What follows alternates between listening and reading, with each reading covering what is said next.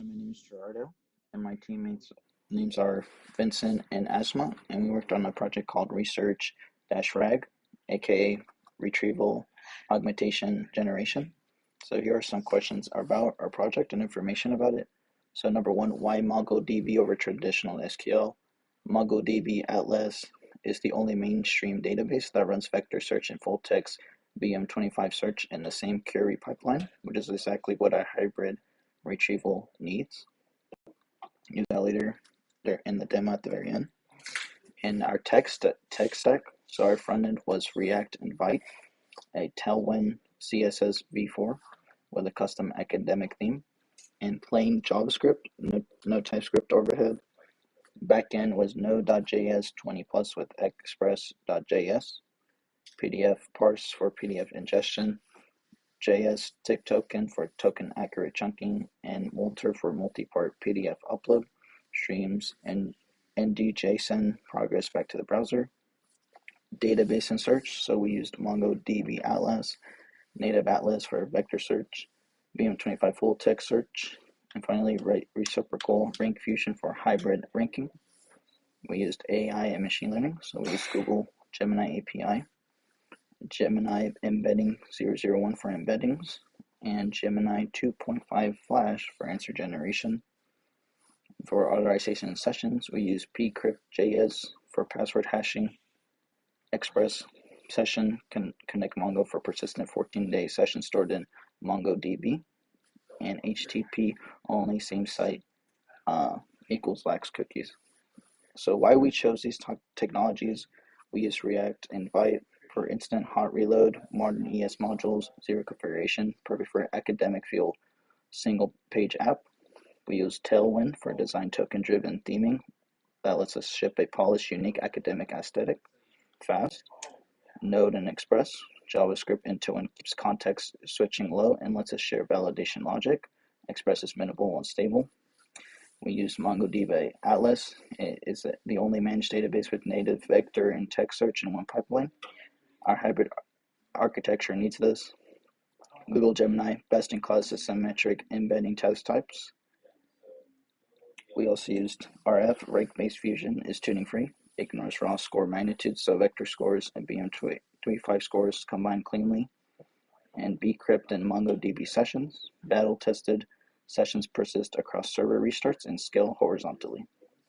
And who is our target audience for our project? It is university researchers, graduate students, and academics who could be drowning in PDF libraries, as they probably are going to read 20 to 200 papers per project and can't remember which project said what and waste hours researching the collection, as they tend to like Control F inside a PDF reader as it's keyword only, and they can't answer questions just as which paper discuss methodology X, for instance. And then why us versus ChatGPT? Because our answers are grounded in the user's own documents, and Eric's claim is cited back to the source paper, no hallucinations, full provenance. You'll see that later in the demo. What makes the project unique? Yes, so number one is hybrid retrieval with reciprocal rank fusion, asymmetric Gemini embeddings, section-aware chunking, zero setup Alice indexes, live ingestion streaming, inline citation anchoring, and per user multi-tenancy on shared indexes, and how the project pushes the Gemini boundaries. So we need a couple points. One is asymmetric test type retrieval, Matryoshka dimensionality truncation, dual role Gemini. This basically is we use Gemini for both embedding and generation, one API key, one SDK, one vendor, simple mental model for users. Number four is citation discipline generation. And finally, long context grounding, which is we feed Gemini up to top K retrieve chunks as numbered evidence, letting Gemini 2.5 Flash do multi-document reasoning with cross-paper synthesis in a single call. So now I'll show you a demo. So here we have a login page, simple as that. There's not really any password for forgot.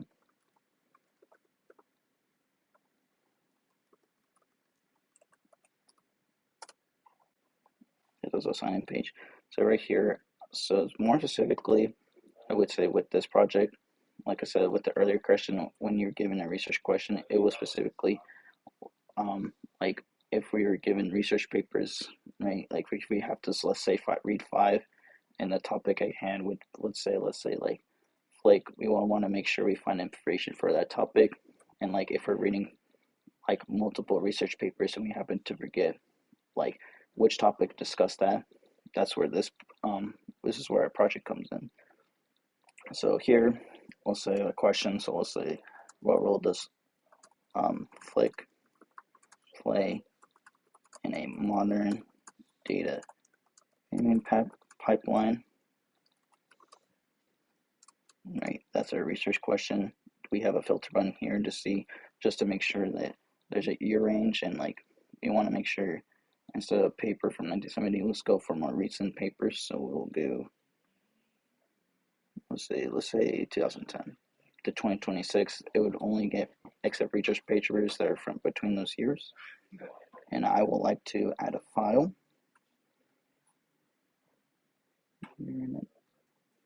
A lot of files. Here's one that's Flick article. We ingest it. And that's the article that we use later. We can click on it again and we can add another file, PDF file. Let's add a Spark article. Don't know if there's going to be any information about the research question. Let's go ahead and add it. It didn't have it had way more chunks than Flick article. I'll tell you that. Finally, let's add another research paper. This time it will be about Kafka. Go ahead and ingest it.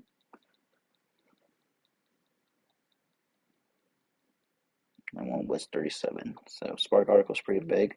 So let's see among these articles, how much information will we receive so we can answer the research question. So let's press search.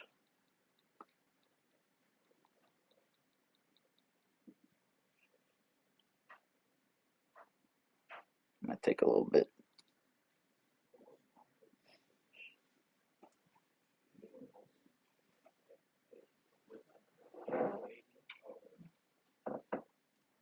So here we go.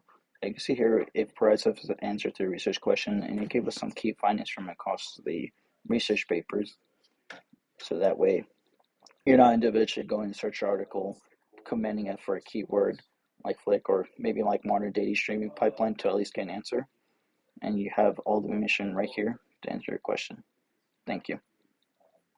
Oh, sorry. There's also the sources as well, just how it's finding the information as well. That is it. Thank you.